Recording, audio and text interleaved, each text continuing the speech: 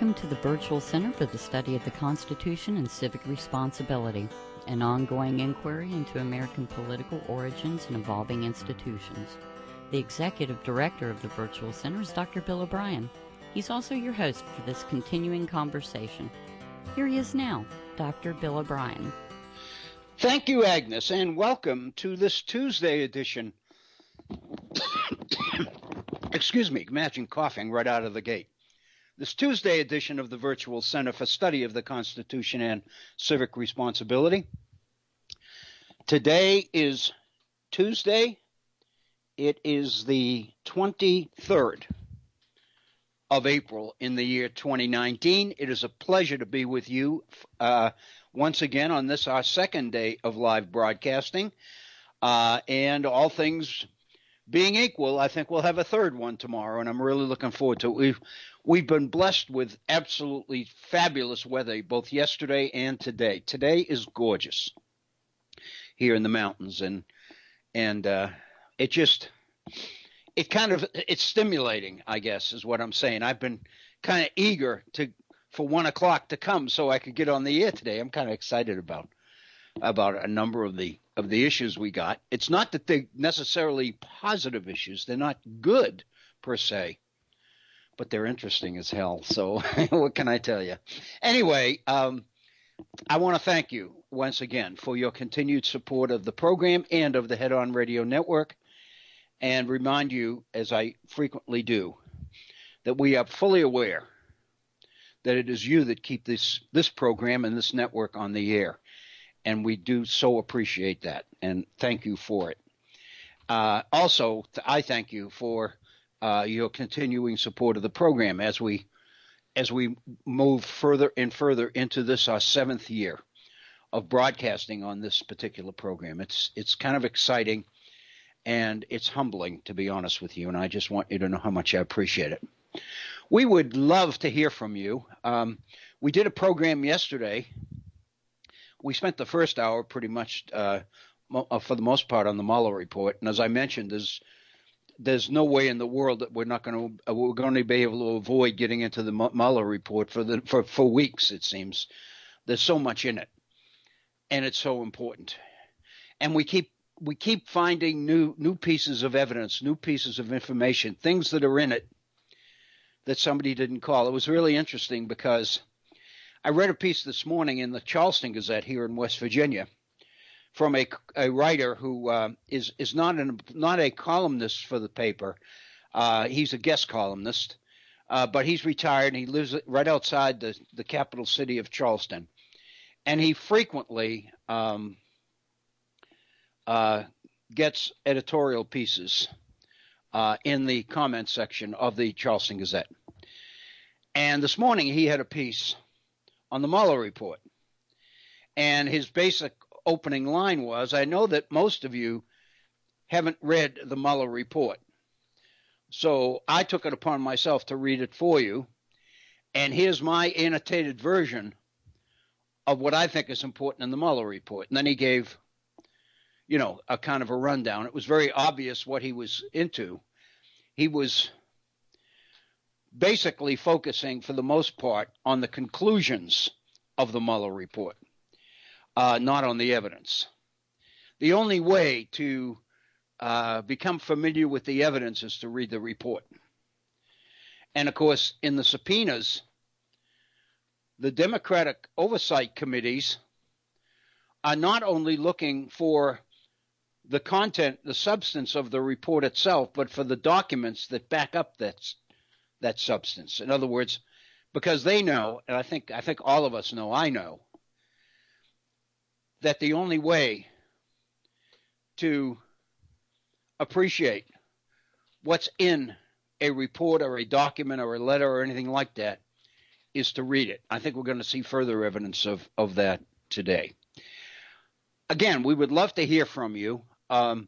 We have a toll-free number, and it'll get you into the studios, and Agnes will get you on the air immediately if you choose to make that call. We encourage you to do that. The number toll-free is 844-THE-HORN. 844-THE-HORN. That's 844-843-4676. So 843-4676 translates on your phone to the horn. So again, it's 844-843-4676. If you'd like to communicate directly with me and share your thoughts directly that way, you can do it either in an email to me or you can do it through our Facebook page. If you'd like to send me an email, my email address is waobrien906@gmail.com. That's waobrien906@gmail.com. If you'd like to use our Facebook page and comment directly to me that way, then you can go to our Facebook page and go to any of the postings on that page, because connected to each of the postings are two links, a share link and a comment link. If you click on the share link, it distributes that particular posting to all the friends on your Facebook account. Gives us more exposure. And of course, we would obviously appreciate that. If you click on the comment button, it gives you an opportunity to make a comment directly back to me. Because the minute you submit your comment, I get a notice on my Facebook account that there has been a comment to one of the postings on our Facebook page. And then my Facebook takes me directly to your posting, to the particular posting, and to your comment. And while the comment presumably would be about that posting, it doesn't necessarily have to be. The minute I read the comment, I'll know what you're referring to. So it's a good way to communicate directly with me should you want to make a comment about some of the material we've been dealing with on the program, or material that you think we should be dealing with, or whatever comment you have, whether it's a concern or frustration or just a comment, a compliment, a complaint, whatever. We want to hear from you, and we hope that you'll take advantage of the different ways that we have for you to participate more actively in our program. Got a couple of things that I wanted to share with you today. And I mentioned that one of the most substantive issues I'd like to deal with today is a recent piece that was written on Thorstein Veblen, who was a turn of the 20th, late 19th, early 20th century commentator who became very, very popular among progressives at the time. And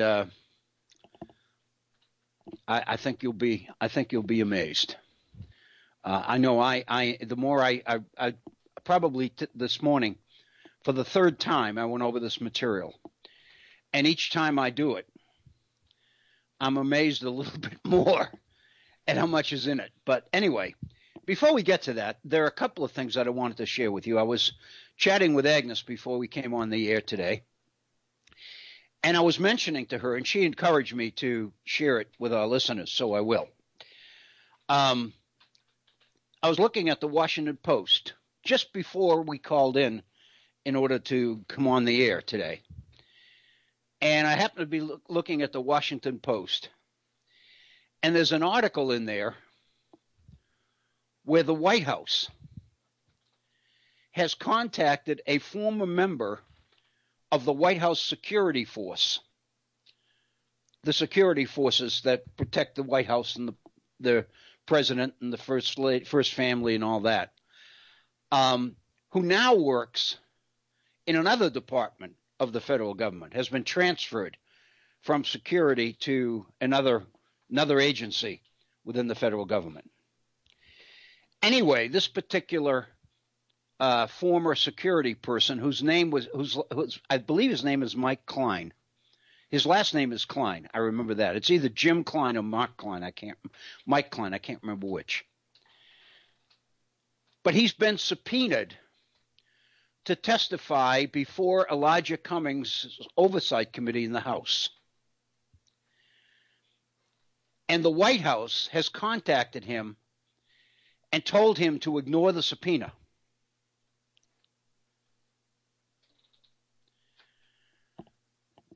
I'm not an attorney, but I would suggest that comes pretty close to obstruction. The White House attorneys basically sent a letter in his name, or in lieu of him appearing before the committee, to Representative Cummings. And in that letter, they made the accusation that this subpoena of White House personnel and former White House personnel is a violation of separation of powers. It goes overboard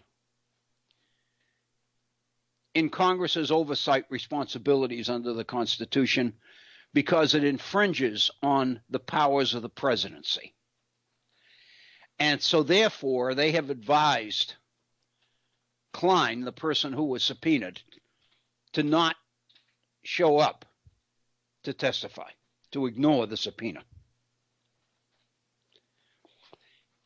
And so we have an impasse. Elijah Cummings was on TV earlier this week, I think yesterday morning, and made the comment that the White House has not submitted one document that's been requested by the Oversight Committee. Not a one. In other words, the White House is totally stifling the investigatory powers of the House of Representatives. And when the committees of Congress, when Congress was under the control of Republicans, which was true up until this past November, there were no such subpoenas. There were no such oversight. There were no investigations of any kind because Republicans were in the majority on the committee. Because of the elections last fall and the Democratic takeover of the House, Democrats now hold the majority on all these committees. And so they're basically closing a gap where for 2 years there was no oversight of the executive branch at all. And the White House is stifling those oversight efforts. And so we are clearly, and I think you could say this in a number of different ways, we are clearly into a situation which constitutes constitutional crisis, I believe. Because what do you do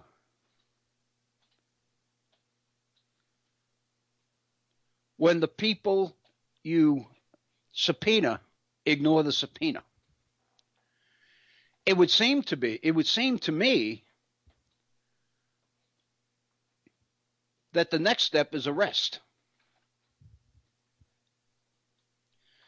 Because it's a felony to lie to Congress. The question is it a felony to ignore Congress? I would think it is, but we'll have to wait and see. Right now, the Supreme Court is holding hearings today on the efforts to insert the citizenship question in the 2020 census. And more specifically, charges against the head of the Commerce Commission, which has oversight over the census, to essentially violate the law by inserting that question into the census, even though all the experts and all the available reports indicate that this would be the wrong thing to do because it would skew the results of the census. It would surely produce a census, which is mandated in the Constitution every 10 years for the purposes of getting an accurate count of Americans, of American citizens. This would produce an inaccurate count because a number of people will not reply to the census with that question in there. And that could cost all sorts of federal dollars in terms of the distribution of federal funds. It could cost congressional representation for that particular state. It could do all sorts of things. So the Supreme Court has pretty much got its hands full today with this particular issue. And the chairman's name of the Commerce Committee, by the way, is Wilbur Ross. I had, for a minute, was drawing a blank on his name. It's Wilbur Ross. And apparently he did a few things related to inserting that question. One of the things he did was basically make it look like and ask the head of the department to write a letter saying that it wanted that question in there rather than Ross, when in fact the records show that Ross himself was the one that insisted that this question be inserted in the census. So there's really dubious behavior going on the part of Wilbur Ross, but there's obviously a lot of dubious things going on in Washington today. One other thing came to my attention. I have to thank my wife for this. She's the one that found this and sent me the link. And let me say that all of this is circumstantial,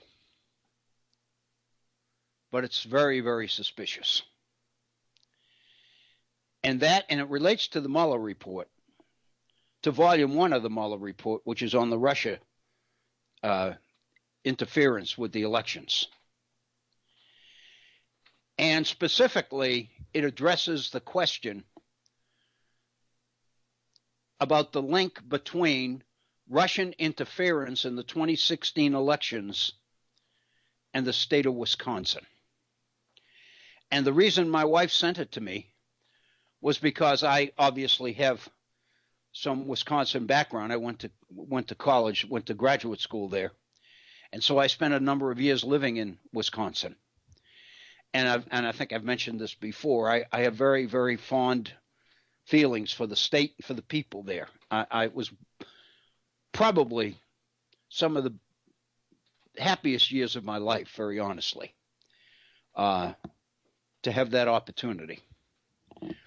And, of course, I became more familiar with the state, with the history of the state, the progressive era, the role of progressive governor Robert La Follette in leading Wisconsin in the progressive movement and making Wisconsin one of the leaders of the entire progressive era. And it was a history that I bought into. I really enjoyed it, and it made me feel good to know that I was there. And so anyway, the point is that knowing all of this,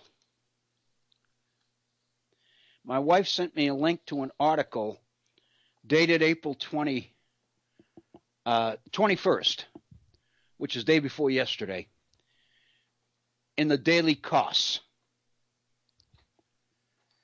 And it deals with Wisconsin's Russia GOP connection and goes beyond the data in the Mueller report. Because it turns out that Wisconsin is mentioned several times in the Mueller report in conjunction with Russian interference in the 2016 elections.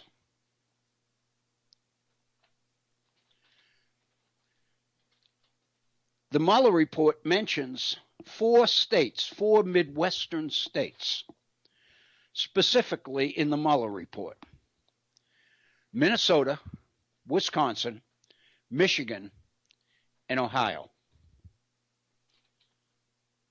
It so happens that President Trump's victory in those 4 states gave him the Electoral College victory in the 2016 elections, even though he was 3 million votes behind Hillary Clinton in the popular vote.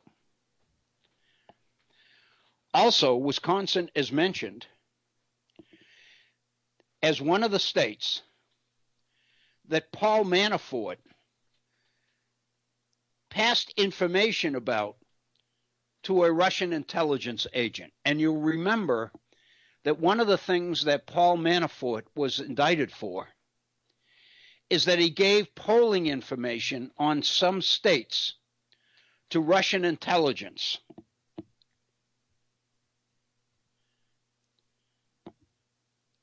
The report, the Mueller report, indicates that Manafort's intention was to basically suggest the best ways that the Russians could improve Trump's chances in those states.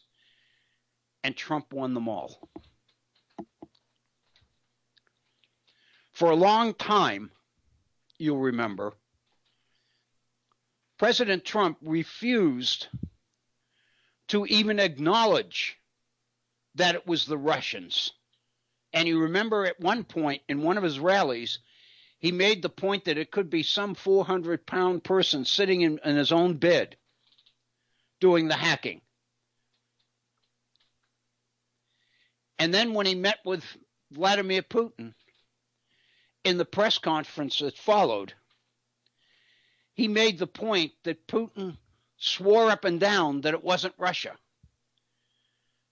And Donald Trump said that he had every reason to believe him and not his own intelligence agencies who were collecting information and feeding it to him, proving that it was the Russians. One of the things that Paul Manafort was indicted for was funneling information about certain states, polling data on those states, to the Russians. And one of those states is Wisconsin, and the other 3 are Minnesota, Michigan, and Ohio. And these are the states that got President Trump elected president. Still doesn't prove that Russian interference was responsible for President Trump's victory. It's hard to, you can't prove that.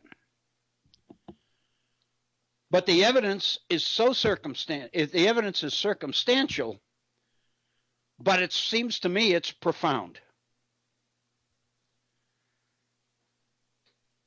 And this particular piece in the Daily Cost says, you may recall that Trump did surprisingly well in all of those states. Funny that. One of the biggest assists that President Trump received in the election was the record campaign contributions to the Trump campaign from the NRA, from the National Rifle Association. And you may remember that Maria Butina, a Russian agent, came to this country and infiltrated the NRA by passing herself off as a gun enthusiast in Russia.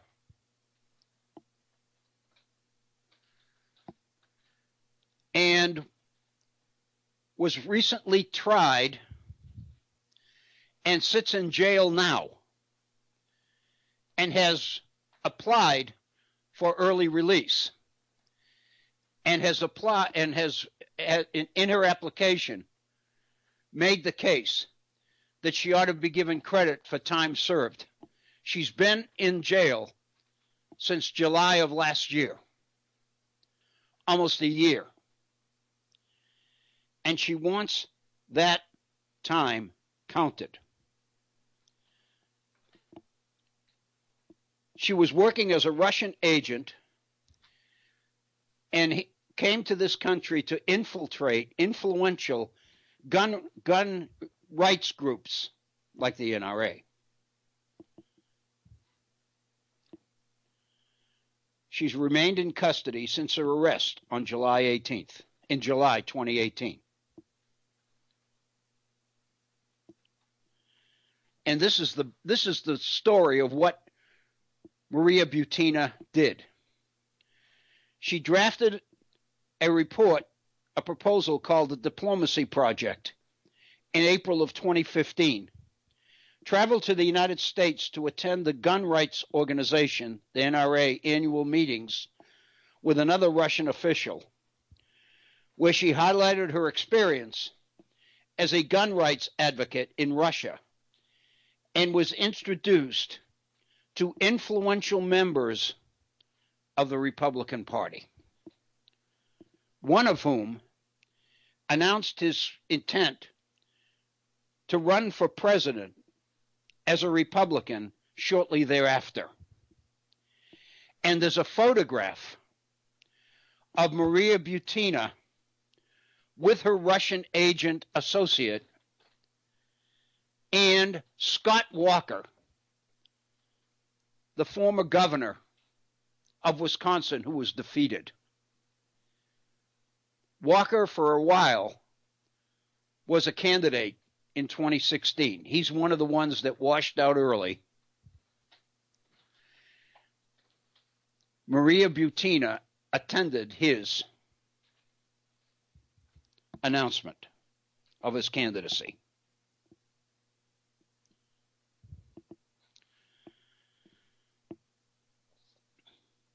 I'm reading from this article in the Daily Kos.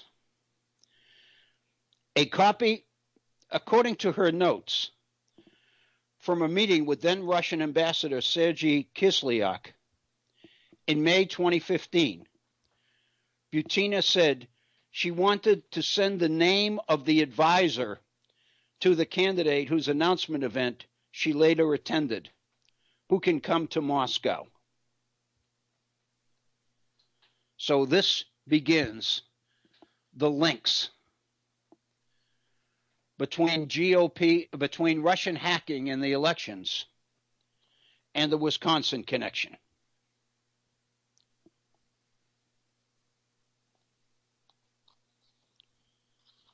This is amazing.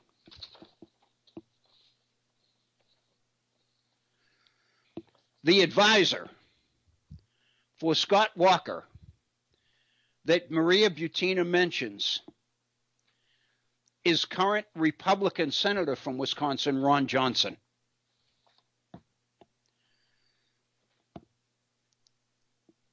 In the summer of 2016, a few months before the election, the presidential elections, President Obama organized what was called a Gang of 12 in order to let them know about potential Russian hacking and interference with the upcoming elections. 2 members of this group of 12 were then House Speaker Paul Ryan and Ron Johnson, who at the time was chairman of the Senate Homeland Securities Committee. In January 2017, the same month that President Trump was inaugurated, an article appeared in Urban Milwaukee by Bruce Murphy, which continued the connections between Trump, the GOP, and Russia. And it points specifically to Ron Johnson as being complicit in keeping Wisconsinites from knowing about the Russian interference that was currently at that time being sent to their computers, and later on lying about what the intelligence agencies told him. Russia's interference, this is from the Milwaukee article, Russia's interference with the American elections fit the pattern of a country engaged in disinformation and destabilization efforts across the globe, as Johnson has described it. Johnson was a leader in calling for full investigation of Russia, its attacks on the Ukraine, the murder of a Russian political opposition leader, if you remember. The point is that Ron Johnson seemed to be an opponent, a leading opponent of any Russian interference at all. And in the summer of 2016, he attended the meeting in which the Obama administration briefed him and the others about the evidence that the CIA had uncovered on potential Russian interference with the fall elections coming up.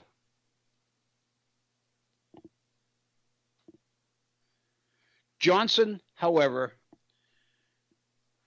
said not one word in the state of Wisconsin about that meeting that President Obama had called and the information that he had shared.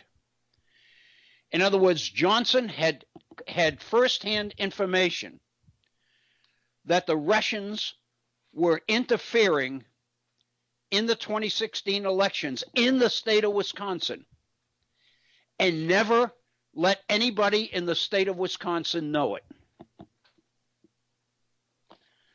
Now I'm reading again. Worse, Johnson engaged in his own pattern of misinformation on the subject. After the CIA publicly released a report in January concluding that Russia meddled in the presidential election to help Republican presidential candidate Donald Trump win the election, Johnson issued a statement to the Wisconsin State Journal saying that he would need more definitive information before drawing further conclusions. He didn't reveal the fact that he had been informed back in September that this was going on. Then he went on CNBC and complained that the CIA refused to brief him on the Russian hacking. Quote, "I have not seen the evidence that it actually was Russia," failing to note that the CIA report echoed the briefing that he received from other intelligence leaders in the past September. Over the Independence Day break, this past July 4th, Johnson and several other Republican senators decided to take the Independence Day to visit Russia. And there were all sorts of photographs of him and others visiting Russia. So the author of this article says, quote, in conclusion, "I would like to see Scott Walker, former Sheriff Clark, the Milwaukee sheriff, who's an outspoken hardliner, Republican hardliner and supporter, Paul Ryan, Reince Priebus, and Ron Johnson, all of them subpoenaed by the Oversight Committee. If you think about it, it's amazing. Paul Manafort has pled guilty, and he's currently in jail. And one of the states that he was feeding Russians information on was the state of Wisconsin. And then you look at the names of the Wisconsin residents, citizens, who were involved in this thing. Scott Walker, Sheriff Clark, Ron Johnson, Reince Priebus, Paul Ryan. All of them. And yet the Wisconsin voter went to the polls in November of 2016, and the state cast the majority of its votes for Donald Trump. The Russians were hacking into computers, Ryan knew it. Johnson knew it. And neither one of them said a word. Not only didn't they say anything, but Ron Johnson actually lied and said that he hadn't been given the information by the CIA, when in fact President Obama's team had given him the CIA information 2 months before the election. That is amazing to me. And one of the things that I know from elsewhere is that Scott Walker may have lost the governor's race in Wisconsin this past November, but he's not done. He has presently taken over chairmanship of a committee whose purpose is to raise money in order to promote the calling of a constitutional amendment, a constitutional convention, to consider an amendment to the Constitution on the balanced budget. And we talked about that. The fact that the requisite number of states, the 2/3 of states is getting very close. Ron Johnson has been appointed to chair a committee whose job it will be to go to Virginia and several other states which haven't yet spoken out on this call for a constitutional convention, and do what he can do to get that call through. The thinking is that he's putting himself in a position to make another run should Republicans turn on Donald Trump. He's defeated, but he's not going away. I think this is incredibly incriminating information. I think it's extremely important and interesting as well.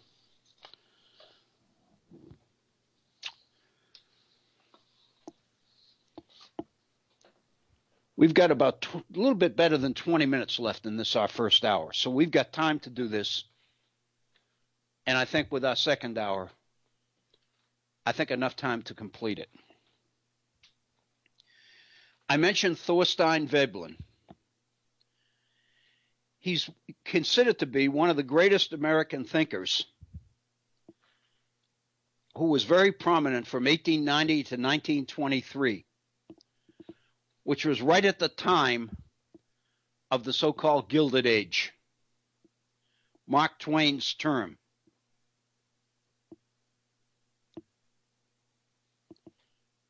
The author of this article is Ann Jones. And she says, now that we're clearly moving into what is, in effect, a second, bigger Gilded Age, it might be a good idea to revisit Thorstein Veblen. A little bit of background on him. He attended college at Johns Hopkins. He's Norwegian. His parents came to this country and settled in Minnesota in a Norwegian community. And that's where Veblen grew up. He ended up going to college at Johns Hopkins and at Yale. And when he couldn't get a job, part of the reason he couldn't, I think we'll get to in a moment, he went back to graduate school and got another degree in economics from Cornell. He spoke several languages.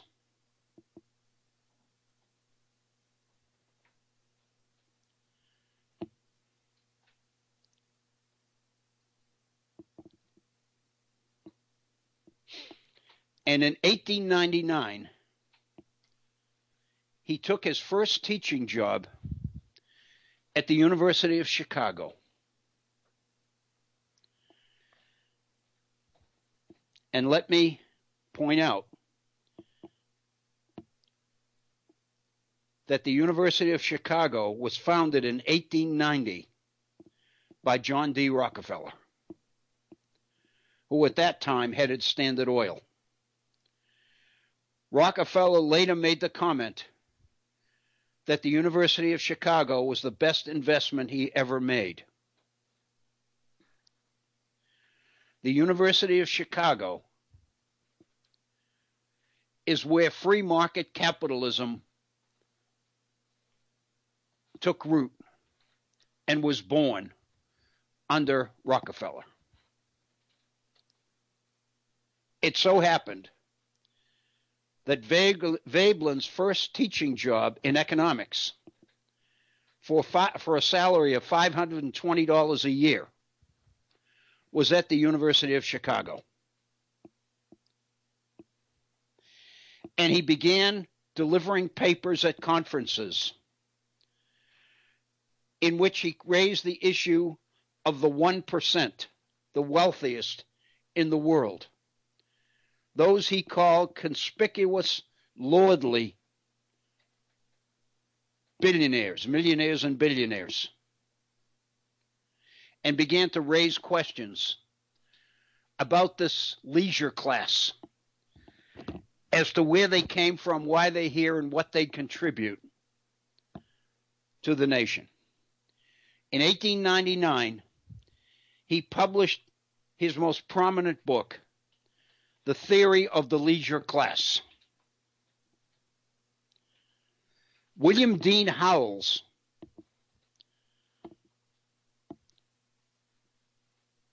offered this comment on Veblen's Theory of the Leisure Class when it came out.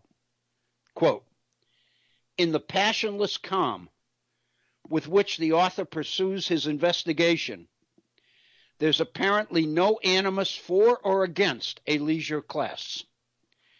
It is his affair simply to find out how and why and what it is. If the result leaves the reader with a feeling which the author never shows, that seems to be solely the effect of the facts." In other words, Veblen set out to present an objective view for his readers of this leisure class. He didn't criticize it. He didn't take positions on it. He just presented the evidence according to Howells. The book was huge because it came out 1899, right at the beginning of what we call the progressive movement. And at that time, what gave rise to the progressive movement, that many people had it in for those they considered to be the filthy rich, the robber barons of the period. When Howells' book came out on the theory of the leisure class, it fit perfectly. It took off like wildfire among those that were critical of the leisure class anyway. And it became a hit. Veblen invented the idea of the leisure class. One of his major challenges was to define leisure. It did not mean indolence or laziness. Basically, the way that Veblen defined leisure was as non-productive consumption of time. It was people who spent their time being visible and producing nothing. In other words, to the viewer, to the people that looked at this leisure class, these were people who did nothing and were proud of it.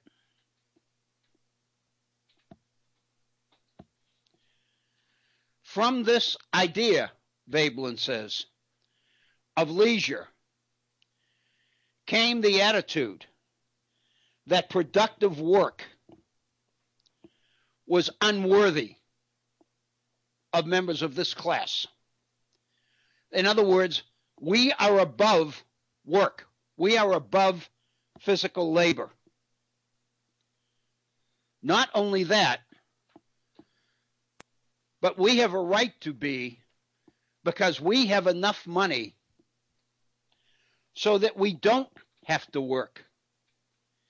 In other words, the most dominant feature of the leisure class became idleness. Think about this. I've thought about this a lot. Many people today continue to believe, it's still a throwback to this period, that going on vacation means doing nothing, that retiring means doing nothing. In other words, we still have embedded in our culture this idea that success means you don't have to work. And the fact that you don't work is a signal or a symbol to those around you that you're above it. You've made enough money so you don't have to work. And many young people buy into this and still believe it. I think it's unbelievable. Veblen didn't grow up like this. Veblen grew up as a hardworking person in a hardworking community in Minnesota.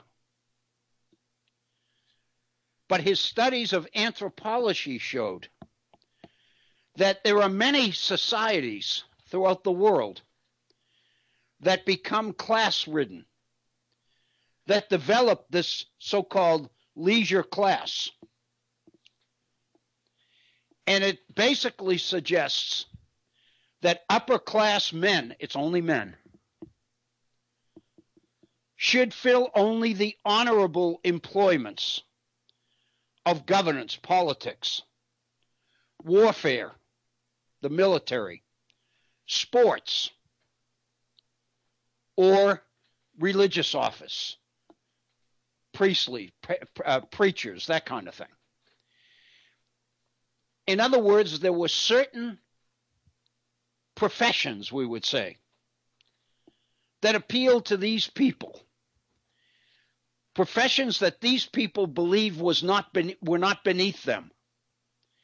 And it was sports, it was warfare, military careers, political careers, or religious careers.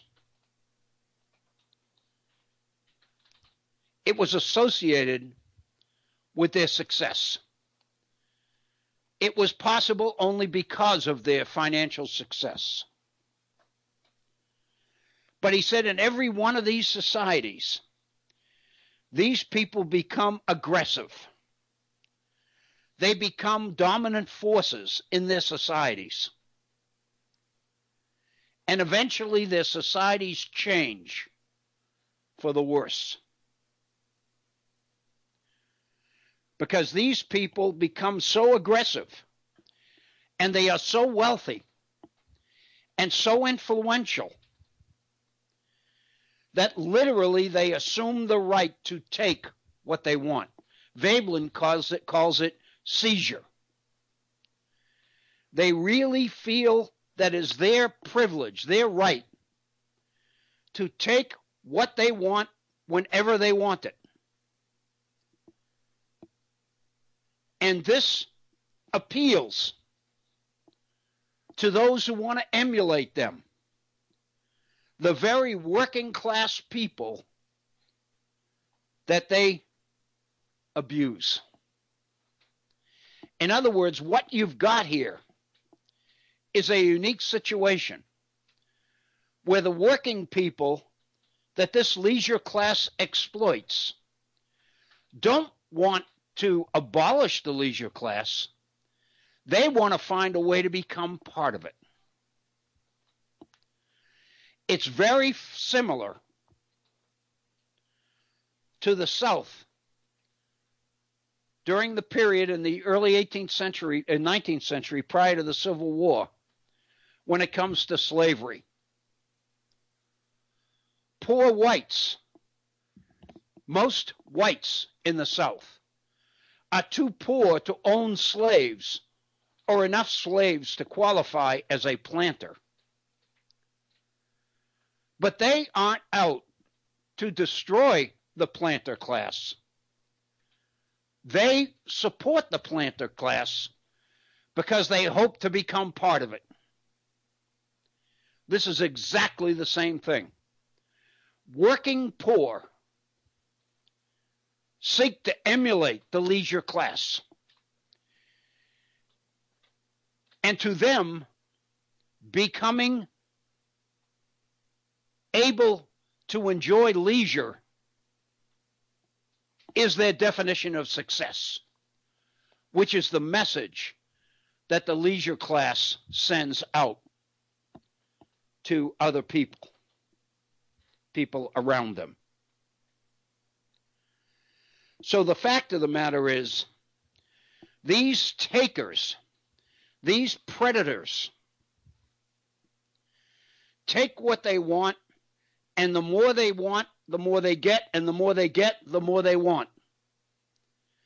And the vast majority of those people who are exploited most by them don't hate them. They want to emulate them. They want to emulate their lifestyle. And these people, these leisure class folks, are always on the lookout for the next thing that they can make their own. As industrial methods develop, they become predators, seeking only more profit, more power. And one way to do it is to reduce wages of the people who work for them. Exploit the very people who produce the wealth that they enjoy.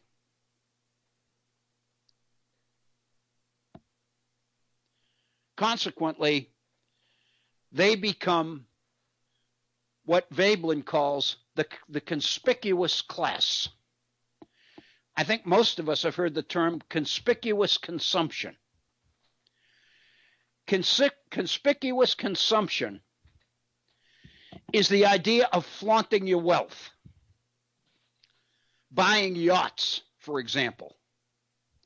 High-rise buildings. Fleets of automobiles. Expensive automobiles, Porsches, Ferraris, all that stuff.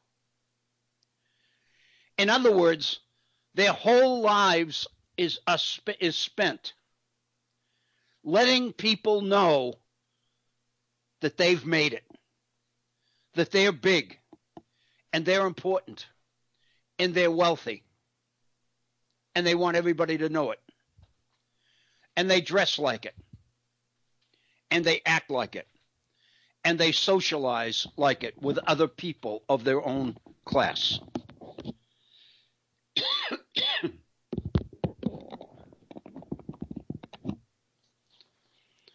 They are admired by the very people they prey upon.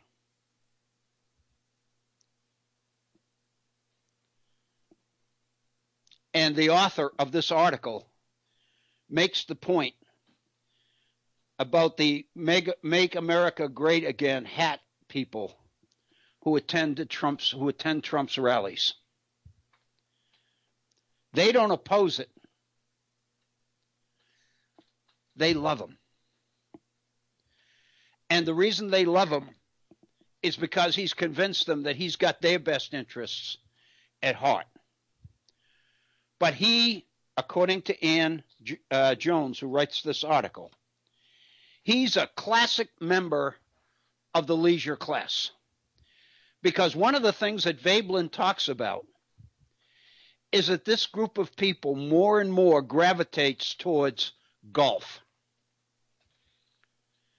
as the epitome of the leisurely lifestyle that gains respect among the working people of this country. In other words, if those below you are going to respect you, you've got to play the role. You've got to play the part. Golf, Veblen says, becomes, quote, the conventional mark of superior pecuniary achievement and the conventional index of reputability.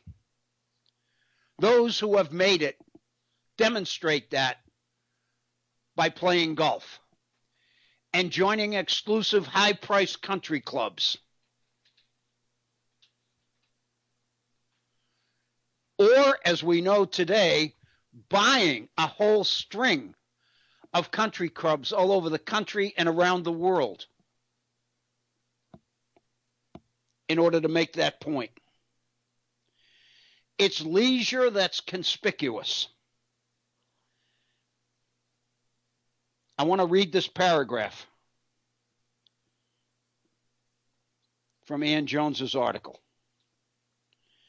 Veblen devoted 14 chapters of the theory of the leisure class to analyzing every aspect of the life of the plutocrat living in the gilded world and the woman who accompanied him on his conspicuous outings. The woman who must be packaged by tight-fitting clothing, crippling high heels, excessively long hair, all of it to indicate how unfit she was for work and how much she still was the chattel of the man. She was the servant of the successful man of leisure, and she played the part to the hilt. Veblen's 7th chapter is entitled Dress as an Expression of the Pecuniary Culture. Think about that. The successful gentleman must have a gorgeous woman at his side who plays the role and fulfills the part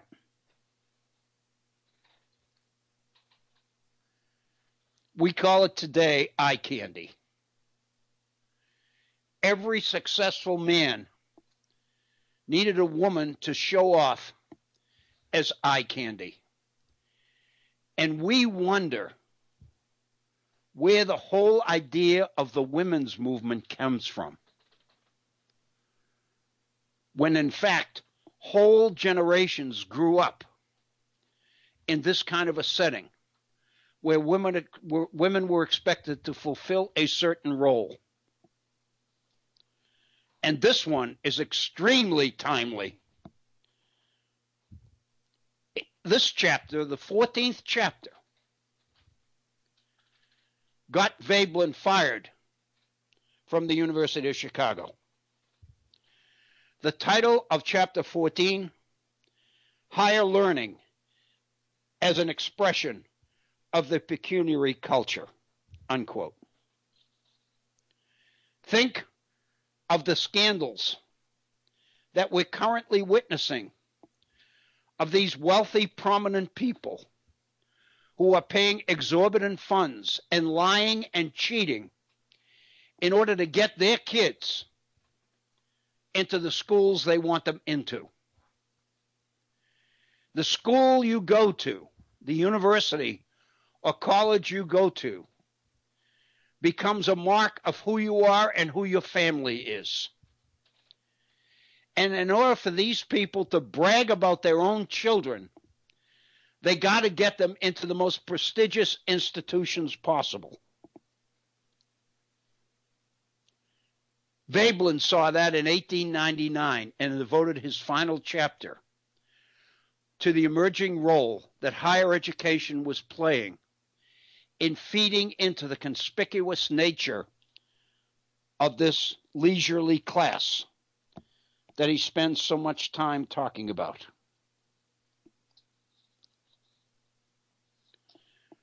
Veblen points out that it's not a misnomer to refer to these people under the umbrella of the word conservative, because they are. They resist change. Why would they support change? They've got everything they want, and the world knows it, because the world sees it all the time. In the woman that they are seen in public outings with, in the golf they play, in the homes they own, all of it. Think of the number of multimillionaires in professional sports who have purchased these gargantuan multi-million-dollar mansions in Florida and Southern California and the rest. It's conspicuous consumption. It's penthouse living in New York City, where you bring into the high-rise a world that is opposite to the high-rise itself. You build swimming pools and all of these things into your home. These people resist change.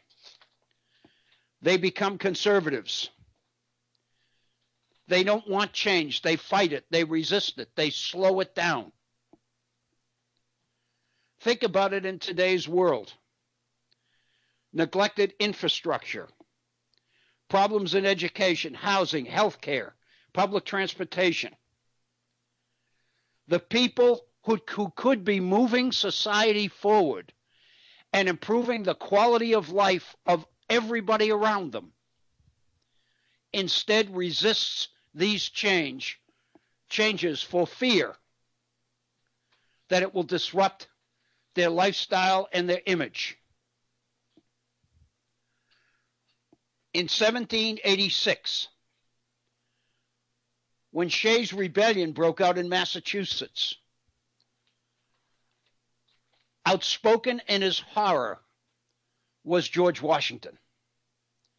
When it became clear in newspaper accounts that the revolution, the Shay's rebellion, was basically people refusing to pay their debts and taxes. And George Washington's reaction is, I'm owed debts by everywhere. If all the people that owe me money refuse to pay it, I would be ruined. My reputation would be destroyed. So once you make it, you have to make sure that you live the lifestyle that gets you the kind of respect and emulation from those around you that you want.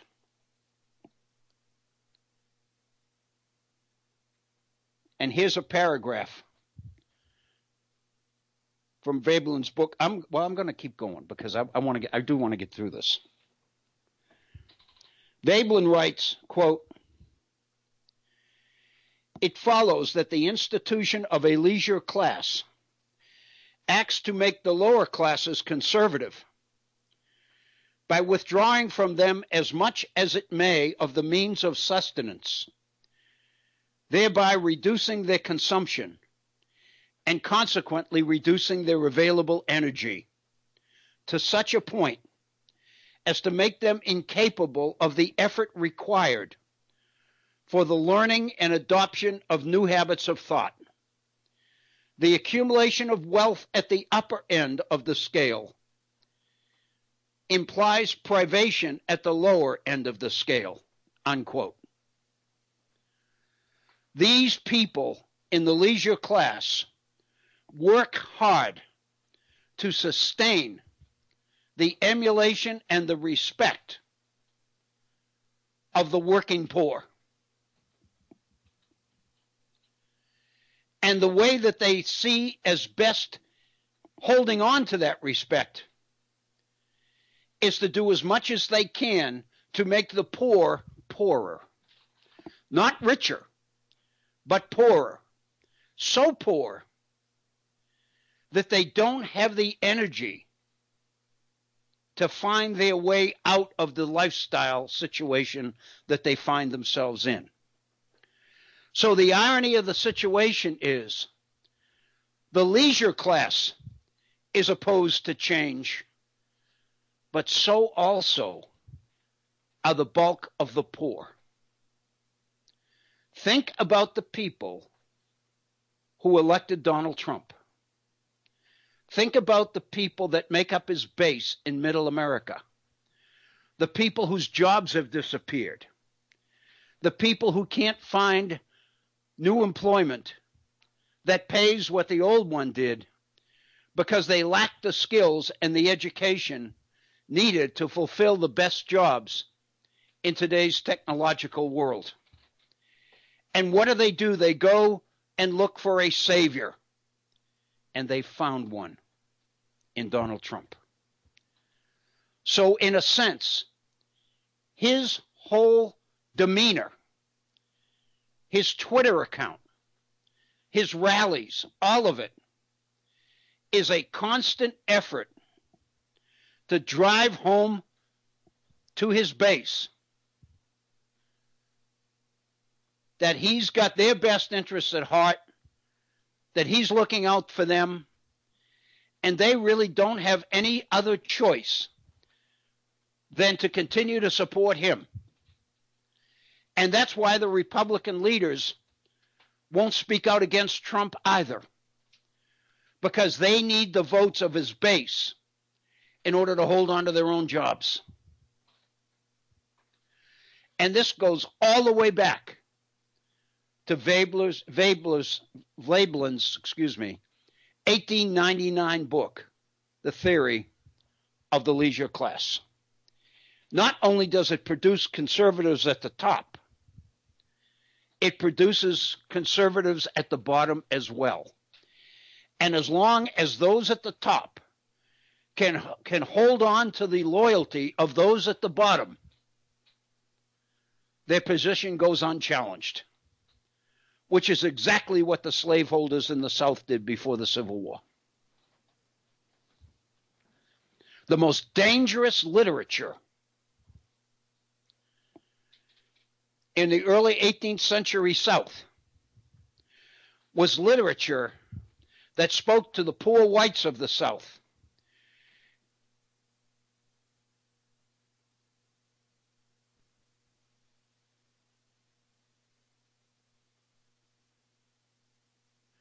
Because the only way out, the only way to success for the working poor, for the slaveless white population of the South, was to become a slaveholder. As long as that was true, the slaveholders had it made. Anybody that pointed that out to the poor whites, was a radical, was dangerous as hell, because that's the one thing that could disrupt the whole game. And that's where we are right now. Just look at the president's reaction to the Mueller report. He's attacking it as a witch hunt. He's attacking McGahn for telling these stories about him and his behavior. And it's now being reported that members of his legal staff are really worried by President Trump's reluctance or refusal to stop beating on the Mueller report and beating on McGahn, because what he's doing is calling public attention to the most embarrassing elements of the Mueller report. They know the reality is that the bulk of the American people are never going to read that report. And the last thing that these advisors of President Trump want to see is President Trump telling them the information that they don't want the people ever to read. President Trump believes that the Democrats talk more and more of impeachment plays right into his hands, because it solidifies his control of his base. It energizes them. It makes them appreciate the threat to them that they believe the defeat of Donald Trump in 2020 would produce. And he's doing everything he can do to hang on to that control of that base. And in doing it, he's effectively destroying the ideological basis of the Republican Party. Joe Lockhart, who was communications director for the first President Bush, not George W., but Herbert Walker Bush, the one who passed away this past spring, has a column in today's Washington Post in which he criticizes the talk of impeachment among Democrats, because it's giving Trump what he needs to energize his base. And the argument is, if Democrats moved on and moved away from talk about impeachment,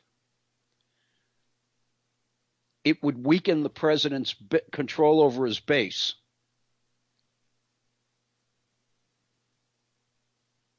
And it would make his presidency more vulnerable in 2020. Because it'll destroy the Republic. Trump is destroying the Republican Party, Lockhart believes. And the best thing that Democrats can do is let him serve out his term. Because in the long run, it's going to give Democrats the opportunity for a total reverse. I think I said Joe Lockhart was communications director for George Herbert Walker Bush. Actually, I think he was communications director for Bill Clinton. He's a Democrat. But anyway,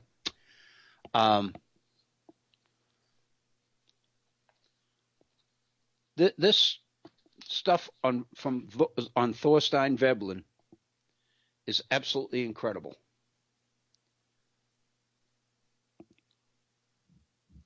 In 1904, Veblen wrote another book. He was to write 8 more after this. The 1904 book was called The Theory of Business Enterprise. And in this particular book, he gave the country a close-up view of the most influential man in America, the businessman. To Veblen, the businessman was a predator. He was a saboteur. And eventually, he moved beyond industry into investment, stocks, credits, loans, all the rest of it. And he really did become a saboteur, Veblen believes. Now, we're into the second Gilded Age,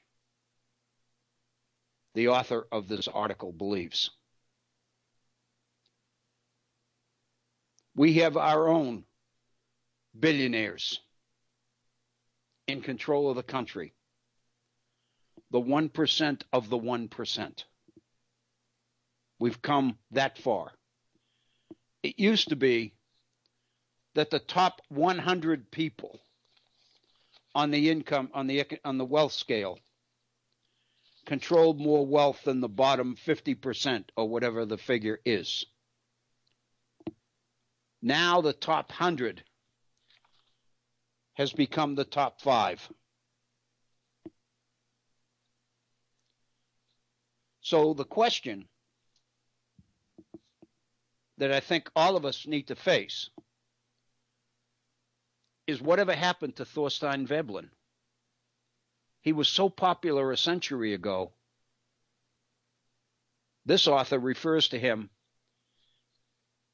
as the most accomplished American thinker that most people never heard of. In 2008,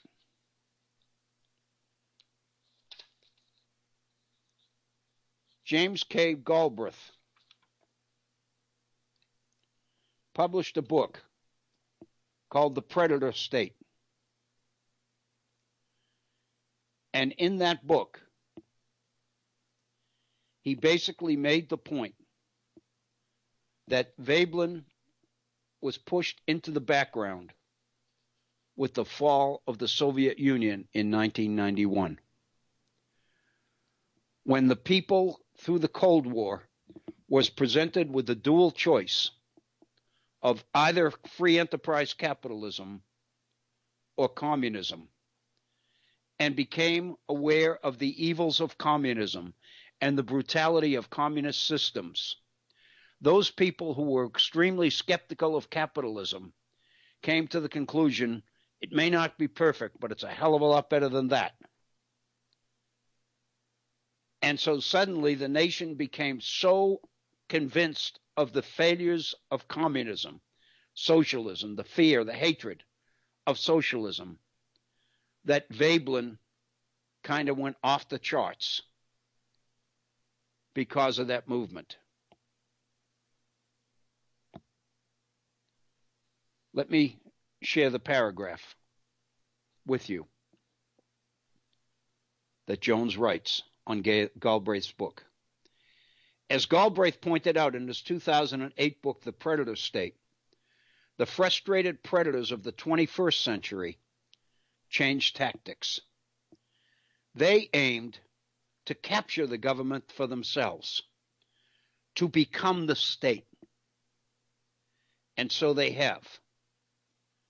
In the first Gilded Age, the leisure class was more interested in acquiring the influence and the wealth they needed to influence government to make the kind of policies that best fit their lifestyle.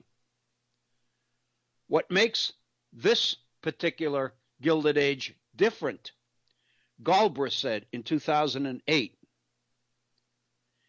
is that this group decided to become the state, not just influence it, but take it over.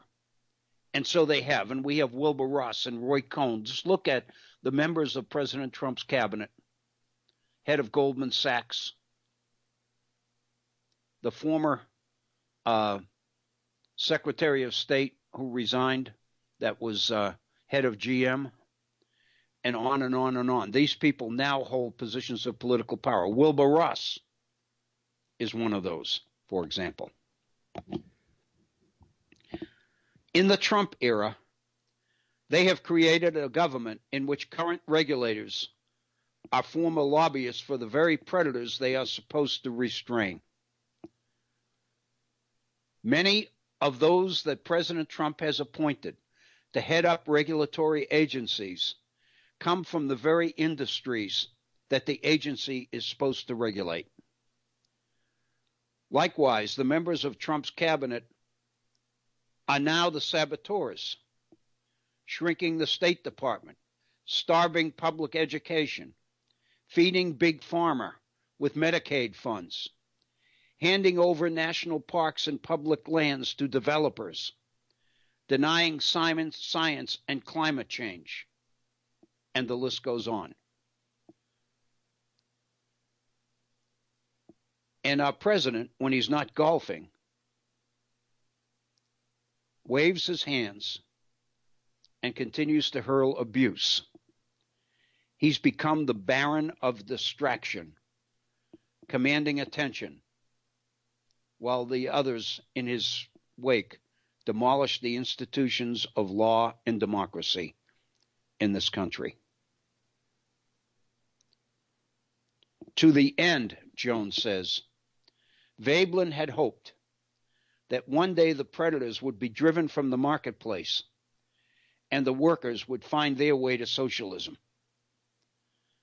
A century ago, it seemed to him more likely that the predators and the saboteurs, collaborating even then with politicians and government lackeys, would amass more profits, more power, more adulation from the men of the working class, until one day when those very plutocrats captured the government and owned the state, a gilded businessman would arise to become a kind of primitive warlord or dictator. He would then preside over a new and more powerful regime, and the triumph in America of a system we would eventually recognize and call it by its modern name, fascism. I think this is powerful stuff.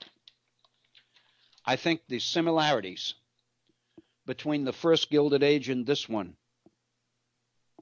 are so important that I couldn't not present some of this stuff here at the Virtual Center. I just think it's so important. It causes so much thought, so much reflection, and that's really the purpose of what we're about here at the Virtual Center. Even to the point that I did without a break today because I wanted to make sure that we got all of this stuff in, and indeed we did. It currently is just a little bit beyond 20 minutes after the hour, so we've got better than 35 minutes yet left in our program. But we did get this done, and I'm very, very happy that we did. I've got a couple of other issues that I was going to present at the front end of the program, but I didn't do it because I was afraid I wouldn't have time to get this in. And I wanted to get this in today because it's been kind of there, if you will, for so very, very long. I've been carrying this piece around for several days, waiting for the chance to share it with you.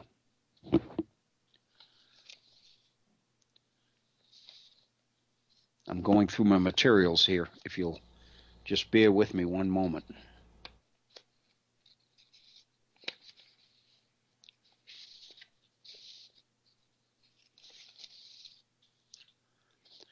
I wanted to share this one. This was an article that I picked up a couple of days ago about the Attorney General William Barr and President Trump. It's written by Asha Rangappa, who was a special agent in the FBI focusing on counter-investigations.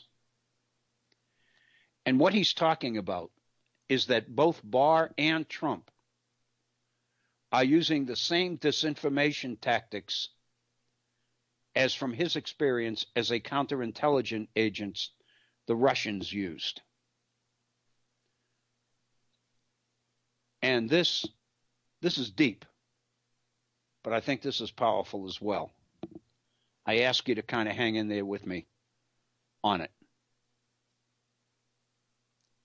There's a report out of Russia that on the day after President Trump was elected, November 9th, a prominent Russian politico made the point that Trump had won the election. As we look at the Mueller report, this former FBI agent says, it's very clear that Russia did indeed succeed in its efforts to promote the presidency of Donald Trump. But he says Mr. Putin's ultimate victory might have come on last Thursday morning when Attorney General William Barr headed up the news conference prior to making the redacted Mueller report available to Congress and the American people. In that news conference, Barr continually referred to the issue of collusion. In fact, he conflated. He used them interchangeably, conspiracy and collusion. And then absolved President Trump of both. This, the author says, is an example of what he calls reflexive control, a uniquely Russian technique of psychological manipulation through disinformation. I want to read you this paragraph because this is really the theme of the entire article. The idea of reflexive control is to feed your adversary a set of assumptions that will produce a predictable response. That response, in turn, furthers a goal that advances your interests. By luring your opponent into agreeing with your initial assumptions, you can control the narrative and ultimate outcome in your favor. Best of all, that outcome is one in which your adversary voluntarily agrees. This is exactly, he says, what has happened to much of the American public in the course of Mueller's investigation. He says the assumptions that culminated in Barr's conclusions began 2 years ago when the White House characterized the special counsel's investigation as collusion. The word collusion does not appear anywhere in Mueller's appointment letter. His mandate was to investigate links and/or coordination between the Trump campaign and Russia. Collusion, Mueller says, is virtually the legal equivalent of Jell-O. It has no legal meaning, and in the report, Mueller explicitly states that his conclusions are not about collusion, which is not a specific offense or theory of liability found in the U.S. Code.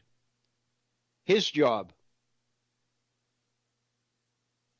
was conspiracy, and he could not find evidence of conspiracy. Conspiracy is mentioned in the code. It's narrowly defined. It requires proof of an agreement between two or more people to commit a crime and an overt act to further that agreement.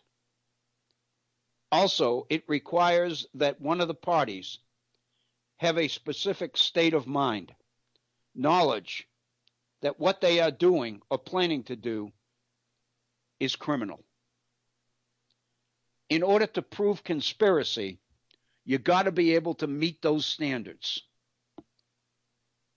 Mueller's conclusion is that his investigation could not find enough to support those standards in the 2-year investigation that he just completed.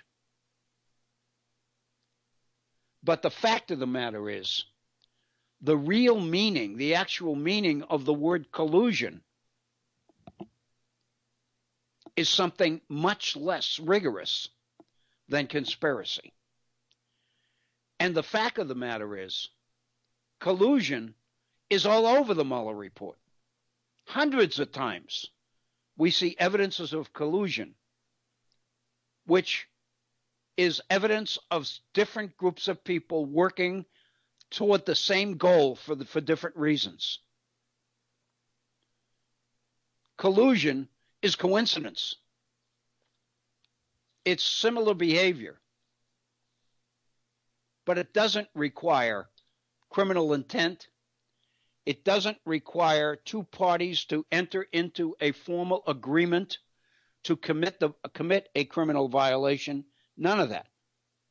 2 years ago, the White House began to refer to Mueller's investigation as an effort to prove collusion, not conspiracy. The fact of the matter is, there's no way in the world that Mueller could have proved conspiracy, because conspiracy requires evidence, hard evidence, that an agreement was made to break the law, and that the person, one of the people involved in the agreement, knows that it's illegal, but goes ahead and does it anyway. The White House knew that Trump could that the special prosecutor could never find evidence of that. But by calling it collusion, you put Mueller in a position of finding no evidence of collusion, full exoneration. Mueller doesn't do that.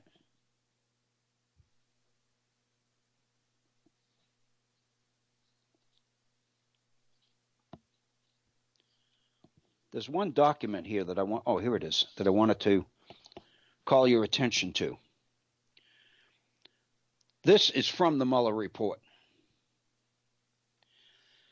A statement that the investigation did not establish particular facts does not mean that there was no evidence. We applied the framework of conspiracy law, not the concept of collusion, the Mueller report says. That term has frequently been invoked in public, but collusion is not a specific offense or theory of liability found in the United States Code, nor is it a term of art in federal criminal law. We address the factual question whether members of the Trump campaign coordinated, a term that appears in the appointment order, with Russian election interference. We understood coordination to require an agreement between the Trump campaign and the Russian government. That requires responses to the actions of others. We applied the term coordination when stating that the investigation did not establish that the Trump campaign coordinated with the Russian government. So, in effect, what did the White House do in interchangeably using the word collusion instead of conspiracy? What they essentially did was place the Mueller investigation in an impossible situation. They had to find hard evidence of something that they could not find. But there's more to it than that. What they did was make it possible for the White House to make the case that there was no criminal activity involved in any of the president's behavior. By interchangeably mixing the words collusion and conspiracy, what they were able to do was create circumstances to basically, by saying it over and over, and how many times have you heard the president throughout the last 2 years say no collusion, no collusion, no collusion? Basically, what it did was create a mindset in the general public that if the Mueller report found no evidence of collusion, then there was no criminal activity involved, and the president was fully exonerated. In other words, that's the reflective idea that the author of this article, the FBI agent, calls reflexive control.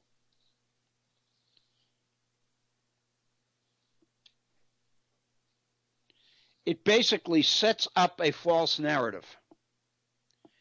It sets up a situation where the public is persuaded that the president is clean unless you can prove criminal activity. And since there's no criminal activity, there's no collusion. But in fact, there's all sorts of collusion, because collusion does not mean conspiracy.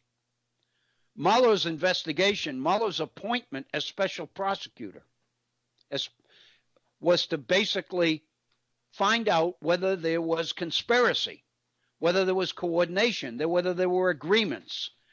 And in order to do that, he had to find hard evidence. But by convincing the public that conspiracy is the same thing as collusion, then what the president is doing is absolving himself of any criminal activity at all. In other words, he's claiming that he's been fully exonerated from all criminal activity. And the implication is that if he's not guilty of any criminal activity, he can't be impeached. And the fact of the matter is, that's not true.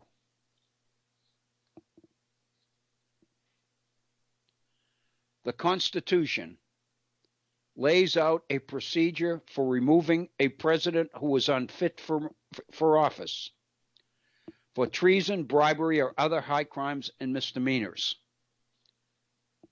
And the determination of high crimes and misdemeanors is a determination that Congress, under the Constitution, is empowered to make.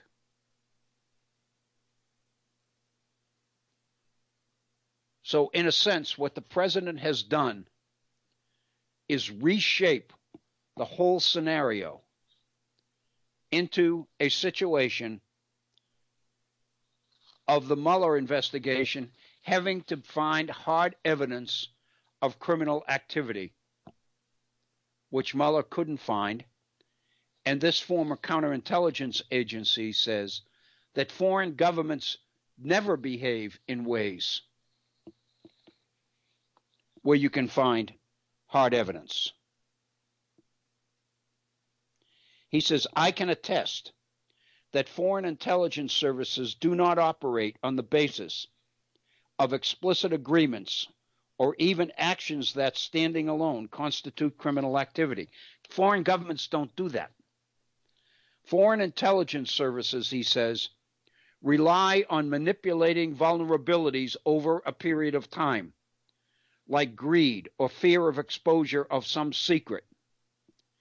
A puppeteer or to puppeteer those under their influence into acting in their interests without saying a word. It always creates a situation of plausible deniability. There's never any hard proof of criminal activity. There's no way in the world that because of the way that the White House structured the investigation in the minds of the general public, there's no way in the world that Mueller could have proved criminal activity in the relationships with Russia, and the White House knew that. But by substituting the word collusion for coordination or conspiracy, what they were able to do, in effect, is that when Mueller declared that he could find no hard evidence of coordination, Trump could say, because he's been saying it for 2 years, no collusion, no collusion, no collusion, no criminal activity, I'm fully exonerated. In other words, they totally controlled the situation, the narrative, until it produced the outcome that they knew was coming. Now, this FBI agent says, and I'm just avoiding pronouncing his name because I know I'm making a mistake. It's Asha Rangappa, R-A-N-G-A-P-P-A. Now, he said, Barr, the Attorney General, is doing the same thing.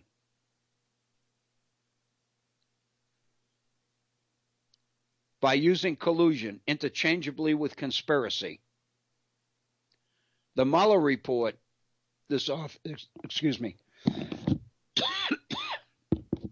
Mueller report, this author points out, contains hundreds of pages detailing collusion. It's all over the place.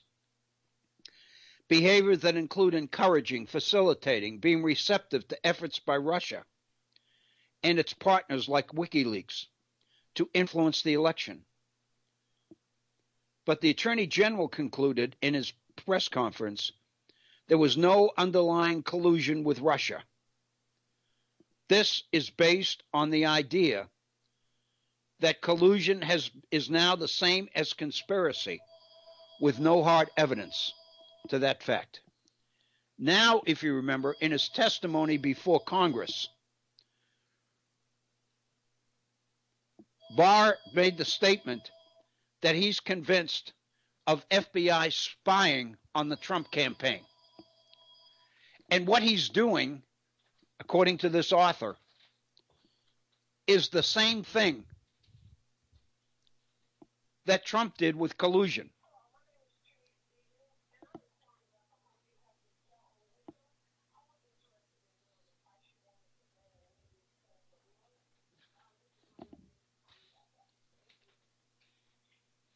I'm sorry, I had a phone message coming in, and I had another voice in the background.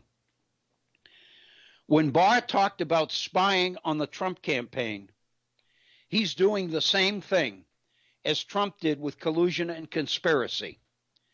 He's using the word spying to talk about the FBI's legitimate right to investigate suspicious security threats to the United States. The nature of our separation of powers basically assigns Congress the right to oversee the executive branch. It also assigns to our investigatory agencies, our intelligence agencies, like the FBI, the responsibility of surveillance when they get evidence of behavior that is suspicious and potentially a threat to our security. That's not spying. That's legitimate responsibility of the intelligence community. By labeling it spying,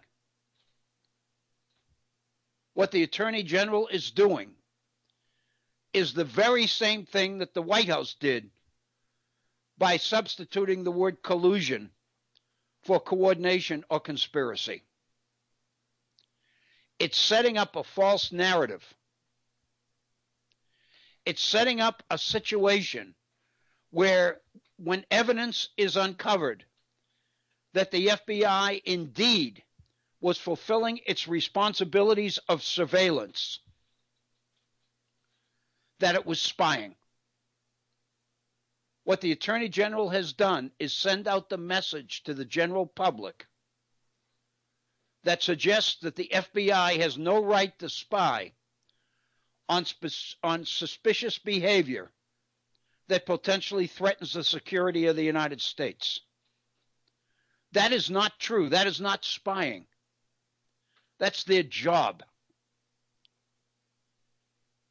In effect, what Barr has done is set up a situation where at the end, the FBI, the intelligence community, is going to become guilty for doing its job. This is exactly the same process.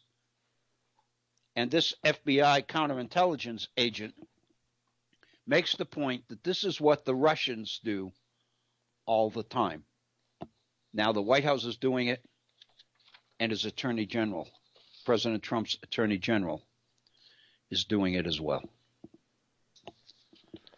Really unbelievable stuff, it seems to me. There's so much coming out. I won't have time to finish this topic, but I think it's a topic that we can go into in some depth on tomorrow's program. We've got just 15 minutes left in our time together today. It gives me time to introduce this. And let me begin the subject this way, in a rather general way, and kind of lay the groundwork, if you will, for a subject which I think is extremely important. And we'll get into it in tomorrow's program, hopefully. This morning on MSNBC, on Morning Joe, the Nobel economist Joseph Stiglitz was a guest. And Stiglitz has just put out a new book on what he calls progressive capitalism. And what he suggests in that book, and I'm going by the interview this morning, he was on just prior to 8 o'clock this morning, I think 7:45 to 8 o'clock. And what he was doing was talking about progressive capitalism and talking about the differences between progressive capitalism and what we have now, which is unregulated free market capitalism, which began in earnest with the Reagan administration in the 1980s.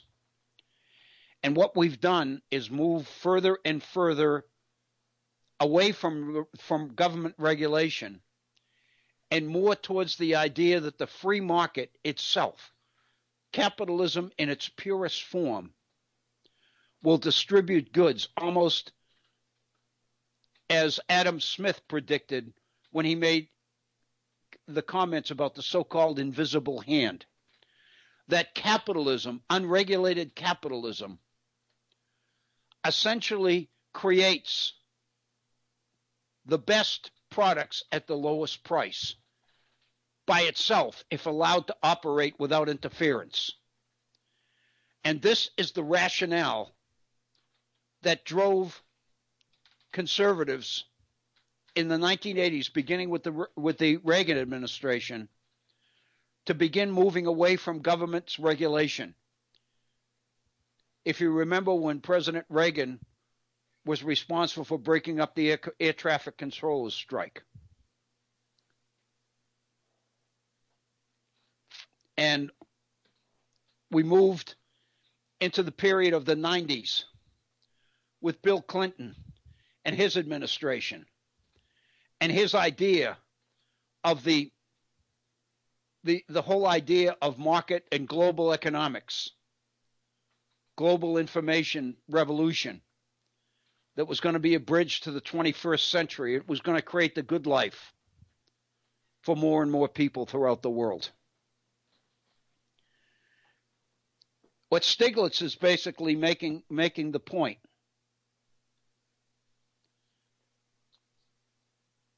that we are now recognizing that we have made a horrendous mistake.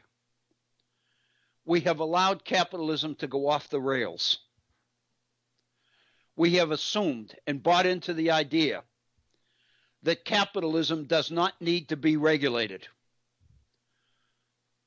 when in fact our own history demonstrates that capitalism is successful only when it is regulated. And during the period of the most regulation, which is right after World War II, as a result of the New Deal and Truman's Fair Deal, we had the most and the largest number of people in the middle class we've ever had. And the whole idea is that capitalism regulated was benefiting more and more Americans all the time. It celebrated and enhanced the dignity of work. It made it possible for the working man to essentially assume and are able to afford a middle-class lifestyle. And all of that is being jeopardized. And so what Stiglitz has done is publish a study, a book, on the need for progressive capitalism and its details on the nature of this process that I'd like to get into in some detail. And let me begin this way. I think we did this one time before, but the fact is you won't believe it. On the 23rd of January, 1792, James Madison wrote an article in the National Gazette entitled Parties. It was published on January 23rd, 1792. It is Madison's formula for Republican government. It may be the most important piece of writing on Republican government ever written.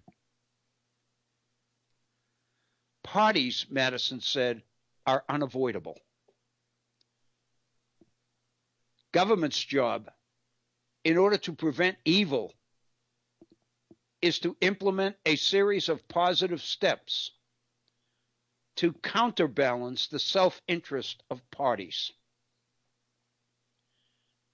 And there are 5 items to Madison's formula for Republican government. The first one is, quote, to establish political equality among all. Everybody's equal before the law. No favorites. Nobody's to be treated any better than anybody else. That's the first criteria, Madison says. The second one is to withhold unnecessary opportunities from the few, to increase the inequality of property by an immoderate and especially an unmerited accumulation of riches. Government's job is to make sure that the few who don't need any help, any extra help from government, to make sure that they don't get any. That what help is needed from government goes to the people who need that help, not to the people who don't. Because the fact of the matter is, if government provides extra opportunities for the wealthy, that will increase inequality and bring more and more riches to fewer and fewer people at the expense of everybody else. So Madison's first 2 steps are to guarantee the political equality of everybody, and then to make sure that the wealthiest people do not receive any extra help from government.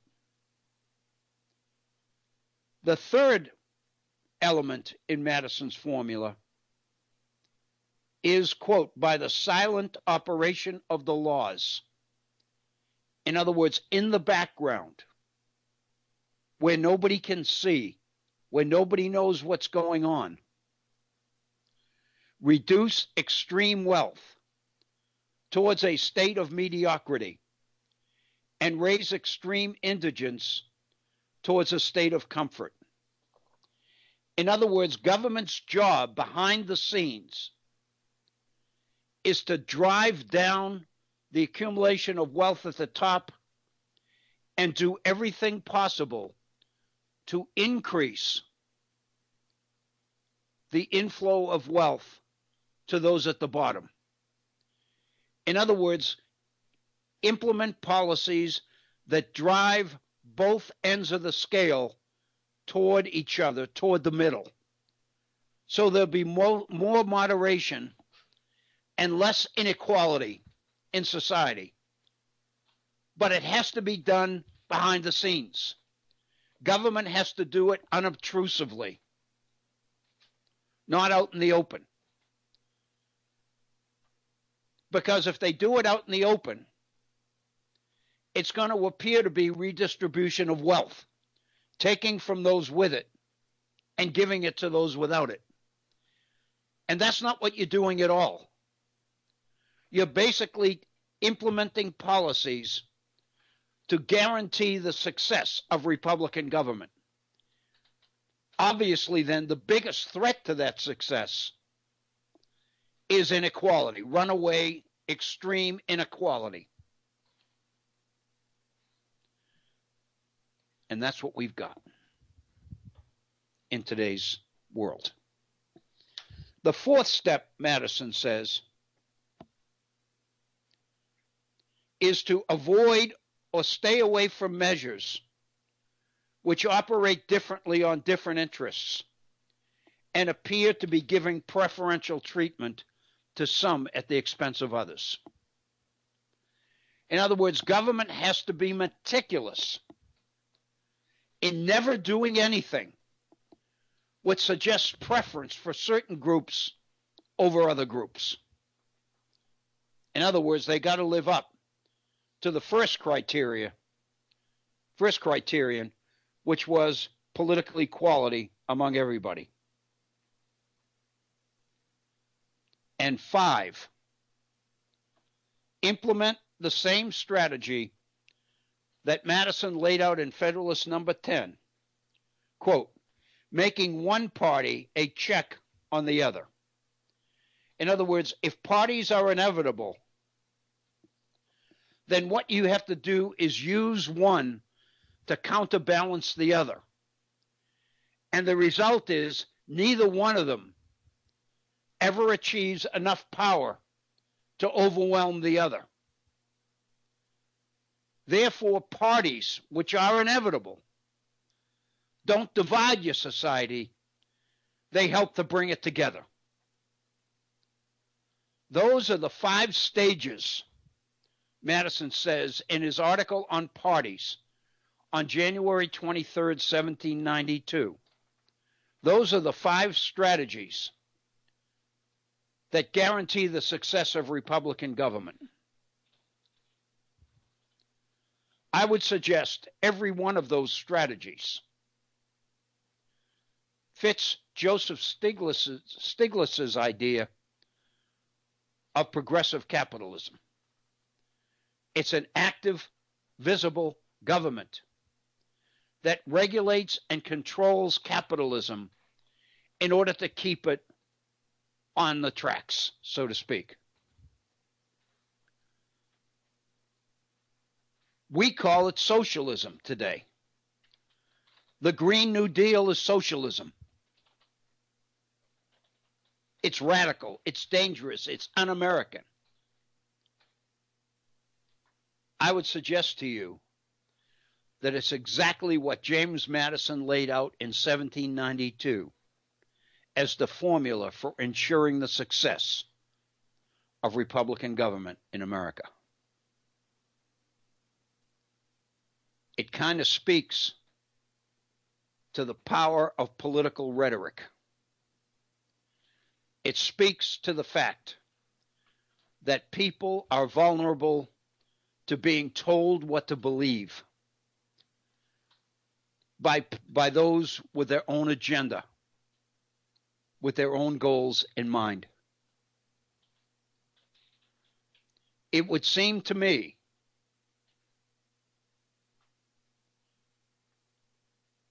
that the Alexandria Ocasio-Cortezes of the world and the Bernie Sanderses of the world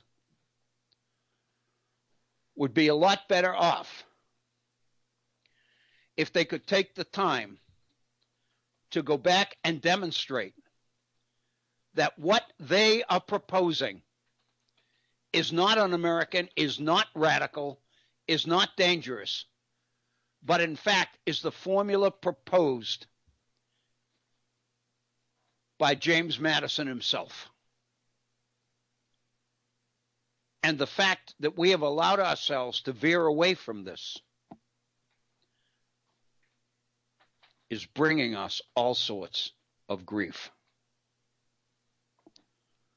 With that, I think we've just about reached the end of our program today. It's just 59 minutes after the hour, so we're within a minute of the top of the hour.